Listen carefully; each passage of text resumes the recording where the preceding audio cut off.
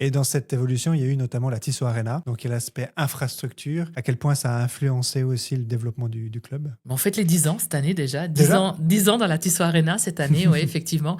Et pour nous, c'était absolument fondamental. On a toujours dit on ne pourra pas maintenir un club en National League sans une infrastructure qui va avec. C'est-à-dire une infrastructure qui a assez de places assises, assez d'offres hospitalité pour que les gens puissent venir, inviter des amis, des clients, et puis faire ce networking qui, dans une région comme la nôtre, est fondamental. On a la chance de pouvoir s'appuyer sur une association des donateurs qui est de 500 membres. C'est 500, pratiquement 500 petites et moyennes entreprises, il y a aussi quelques particuliers et quelques plus grandes entreprises, qui sont là pour le club. Mais forcément, si on prend un bête revenu sur investissement, c'est pas ce qu'ils investissent qu'ils reprennent en affaires. C'est impossible dans le sport, on n'y arrive pas. C'est tous des gens passionnés, des gens qui aiment ce club et qui justement apprécient ces plateformes de networking qu'on peut leur apporter, que ce soit via les matchs, mais aussi via un lunch qu'on fait une fois par mois, via des grands événements comme un gala, comme des présentations d'équipe là qui va y avoir lieu bientôt. Et ces gens se retrouvent et puis c'est vrai, on discute. Moi, je dis toujours que le MBD, le Management by Drinking, qui n'est pas forcément enseigné dans les écoles de management, peut parfois amener à des solutions tout à fait sympathiques parce qu'on brainstorm sans contrainte et